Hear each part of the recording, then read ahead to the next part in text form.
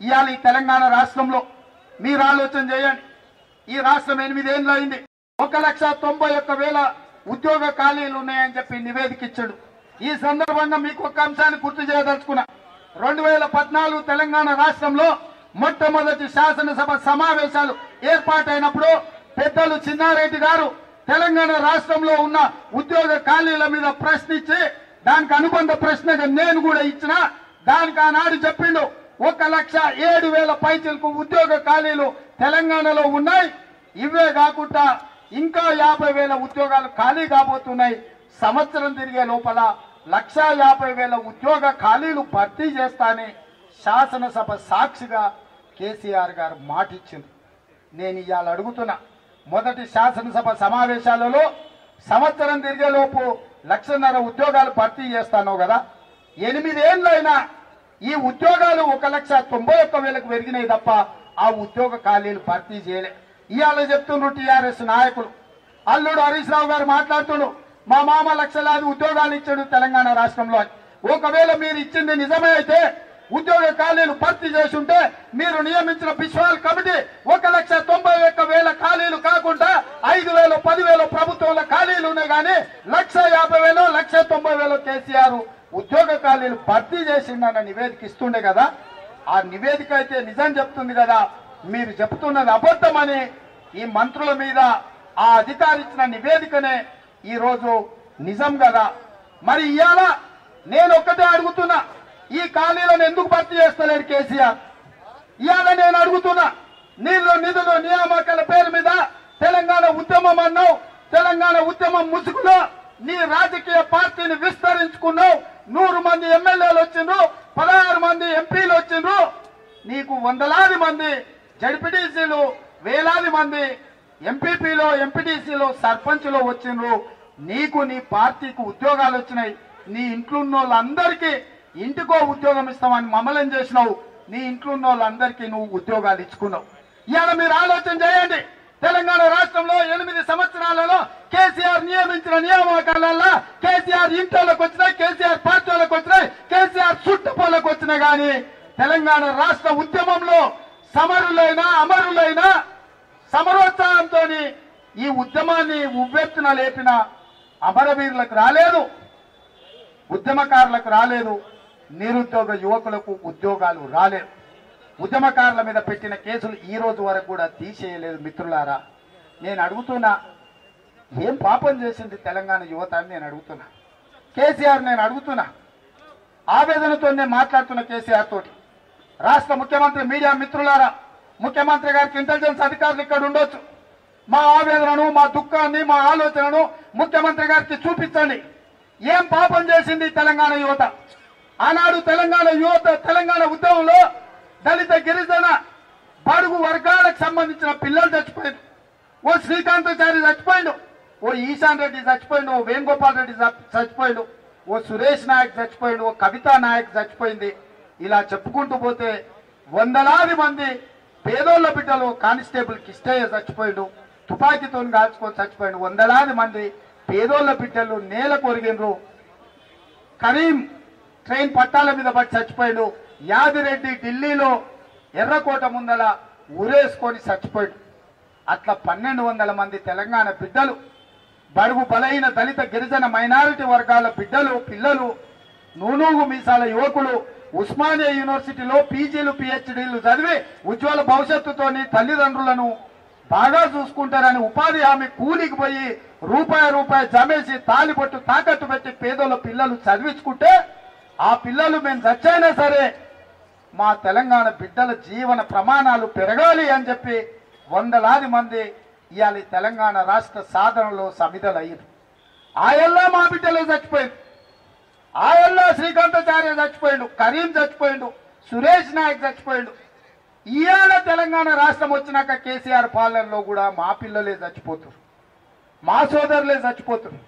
మురళీ ముదిరాజ్ చచ్చిపోయాడు, మహేందర్ యాదవ్ చచ్చిపోయాడు, సాగర్ చచ్చిపోయాడు. మొన్న ఇల్లెందులో నేను పోయొచ్చిన.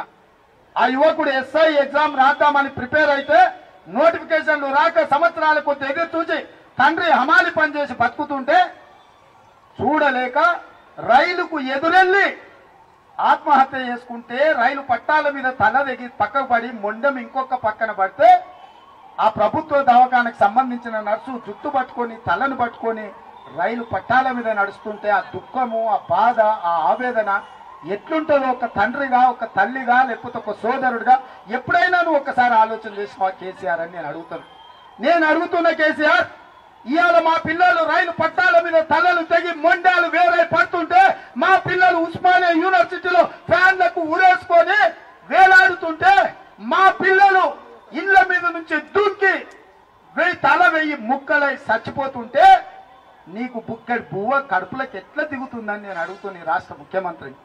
నేను అడుగుతున్నా, నీ పిల్లలకు ఉద్యోగాలు ఎందుకు ఇచ్చినావంటే నా పిల్లలు ఉద్యమాలు చేయలేదా అంటున్నా.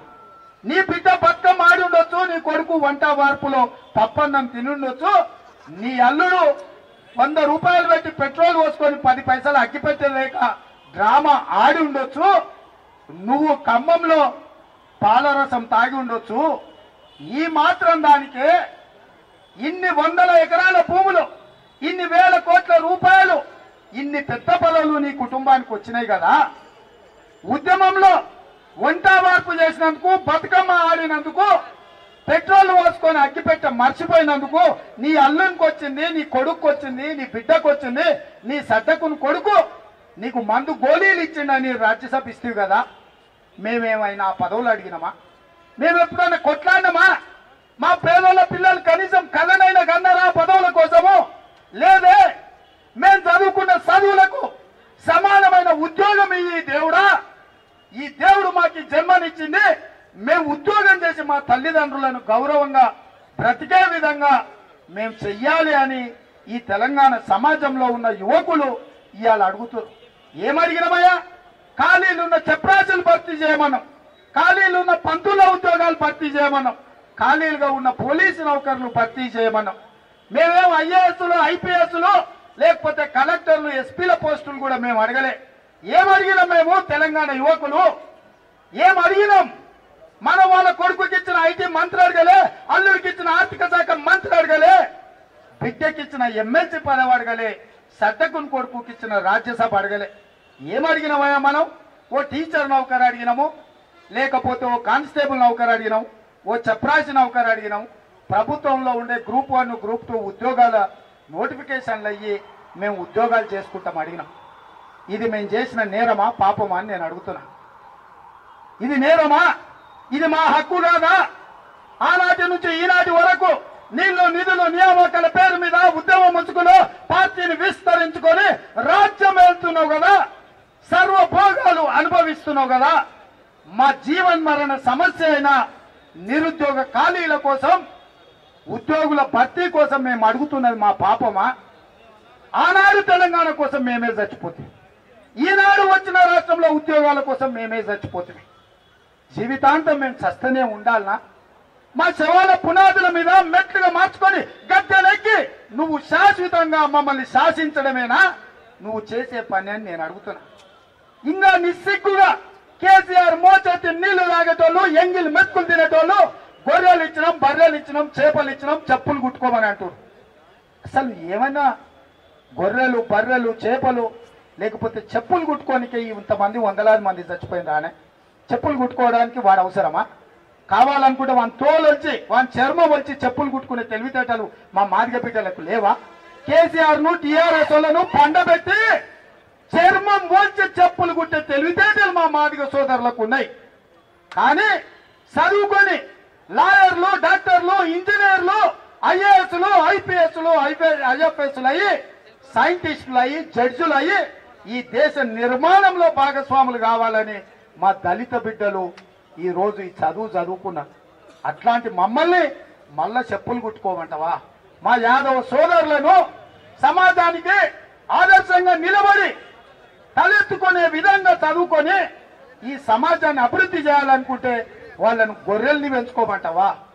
ఇవాళ గొర్రెల్ని, మా ముదిరాజ్ సోదరులను లేకపోతే మా బెస్త సోదరులను చేపలు పట్టుకోమంటావా? అంటే మా పిల్లలు గొర్రెలు, బర్రెలు, చేపలు, చెప్పులు కుట్టుకోవాలి, నీ పిల్లలు మాత్రం రాజ్యాలు ఏలుకోవాలనా?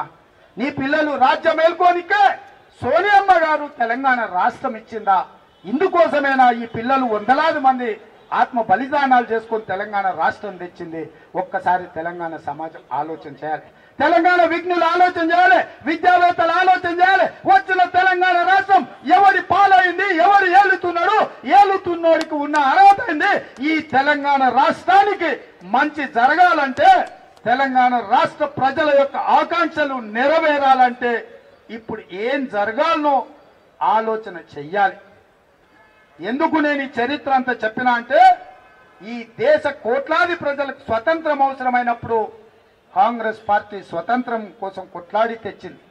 ఈ 4 కోట్ల మంది తెలంగాణ ప్రజలకు తెలంగాణ రాష్ట్రం కావాలనుకున్నప్పుడు రాజకీయాలకు అతీతంగా, రాజకీయంగా శాశ్వతంగా నష్టపోయిన 4 కోట్ల ప్రజల కోసం తెలంగాణ రాష్ట్రం ఇచ్చింది కాంగ్రెస్ పార్టీ. ఇచ్చిన రాష్ట్రంలో ఈ బిడ్డల యొక్క ఆకాంక్షలు నెరవేరాలి అని అంటే తెలంగాణకు పట్టిన చీడ పీడ కేసీఆర్ ను పొలిమేర్లు దాటే వరకు తరమాలి. ఆ బాధ్యత కాంగ్రెస్ పార్టీ తీసుకుంటుందని నేను ఈ సందర్భంగా తెలియజేయదలుచుకున్న సోదరులారా, ఇవాళ ఇవన్నీ నేను చెప్తున్నది ఆలోచన చేయండి. మీ మిత్రులతోని సమాలోచనలు చేయండి. ఇంటికి వెళ్ళినాక అమ్మ నాయనతో మాట్లాడండి. సోదరులతోని మిత్రులతోని అందరితోని చర్చించండి. ఈ తెలంగాణ రాష్ట్రం యొక్క సమస్యలు తీరాలి అంటే యువజన కాంగ్రెస్ కార్యకర్తల యొక్క పాత్ర ఎట్లా ఉండాలి, మీ బాధ్యత ఏ విధంగా నెరవేర్చాలనో మీరు ఆలోచన చేయండి. నాకు తెలిసినంతగా, నాకున్న అవగాహనలో మీకు ఒకటే మాట చెప్పదలుచుకున్నా. ఇక కేసీఆర్ని అడగాల్సిన పని లేదు నోటిఫికేషన్లు ఇవ్వమని. మనకు ఉద్యోగాలు ఇవ్వలేదు కదా, మనకు ఉద్యోగాలు ఇవ్వని కేసీఆర్ ఉద్యోగాన్ని ఊడబీకే శక్తి మీకుంది. హనుమంతుడి శక్తి హనుమంతుడికి తెలియదు. రాముడు గుర్తు చేసినప్పుడు హనుమంతుడికి అర్థమైంది ఆయన శక్తి ఎంతో, ఆయనకున్న బలం ఎంతో. ఇవాళ నేను మీకు గుర్తు చేస్తున్న సోదరులారా, ఇక కేసీఆర్ని అడుక్కునే బతుకు మనకొద్దు. కేసీఆర్ని అడుక్కునే బతుకు మనకొద్దు. కేసీఆర్ ఎవరైతే మనకు ఉద్యోగాలు ఇవ్వలేదో వాడిని ఉద్యోగం ఊడబీరికే వరకు, వాడిని శంకరగిరి మాన్యాలు పట్టించే వరకు, తెలంగాణ పొలిమేర్లు దాటే వరకు, తరిమే వరకు మనం నిరంతరం నిద్రపోకుండా కొట్లాడదామని చెప్పి మా మిత్రులకు తెలియజేస్తున్నా. ఇంతకుముందే మా సోదరుడు అనిల్ మాట చెప్పిండు, అన్న ఉద్యోగ నోటిఫికేషన్ల మీద నువ్వు చెప్పాలని. నేను పెద్దలు బోసరాజు గారు, షబీర్ అలీ గారు, చిన్నన్న గారు అనుమతితో ఒక మాట చెప్పదలుచుకున్నా. కాంగ్రెస్ పార్టీ 12 నెలల అధికారం వస్తుంది, సోనియమ్మ రాజ్యం వస్తుంది. మా మిత్రుడు సంపత్ కుమార్ సాక్షిగా నాడు ప్రభుత్వంలో అత్యంత కీలకమైన పాత్ర పోషించబోయే మా సంపత్ కుమార్ సాక్షిగా నేను ఒక మాట చెప్పదలుచుకున్నా. మొదటి సంవత్సరంలో వచ్చిన సోనియమ్మ రాజ్యంలో 2 లక్షల ఉద్యోగాల భర్తీ కోసం బాధ్యత నేను తీసుకుంటున్న యువజన కాంగ్రెస్ మిత్రుల సాక్షిగా ఈ బాధ్యత నాది. ఉండండి, మీరు ధైర్యంగా ఉండండి, పౌరుషంగా కొట్లాడండి. రాబోయే 12 నెలలు ఇంటికి సెలవు పెట్టండి. 12 ఏళ్లు ఓపిక పట్టిరు. 2010 నుంచి 2022 వరకు ఓపిక పట్టిరు ఉద్యోగ ఖాళీల కోసం. అయినా కేసీఆర్ కనికరించలే, ఉద్యోగ ఖాళీలు భర్తీ చేయలే. కానీ నేను అడుగుతున్నా, నేను విజ్ఞప్తి చేస్తున్నా, కాంగ్రెస్ పార్టీ తరఫున ఈ ప్రజల యొక్క ఆకాంక్షలు నెరవేర్చే ప్రతినిధిగా, శ్రీమతి సోనియా గాంధీ గారి ప్రతినిధిగా నేను అడుగుతున్నా మిమ్మల్ని, 12 నెలలు మీరు నాకు సమయం ఇవ్వండి. 2 లక్షల ఉద్యోగాలు భర్తీ చేపించే బాధ్యత నాది. కాంగ్రెస్ ను అధికారంలోకి తీసుకొచ్చే బాధ్యత నాది. నడుచుకుంటూ ప్రగతి భవన్ లో లక్షలాది మంది విద్యార్థుల, నిరుద్యోగ యువకులు కదం దొక్కుతుంటే మీతో పాటు ముందుండి నడిచి ప్రగతి భవన్ గేట్లు బద్దలు కొట్టి సోనియమ్మ రాజ్యం తెస్తా. సోనియమ్మ రాజ్యంలో గోల్కొండ కోట మీద కాంగ్రెస్ జెండాను ఎగిరేసే బాధ్యత నాది. హాయ్ ఫ్రెండ్స్, మా టుడే టుమారో యూట్యూబ్ ఛానల్ చూస్తున్నందుకు చాలా థ్యాంక్స్. మరిన్ని లేటెస్ట్ వీడియోస్ కోసం వెంటనే సబ్స్క్రైబ్ చేయండి. అలాగే ఈ బెల్ ని కూడా రింగ్ చేసేయండి.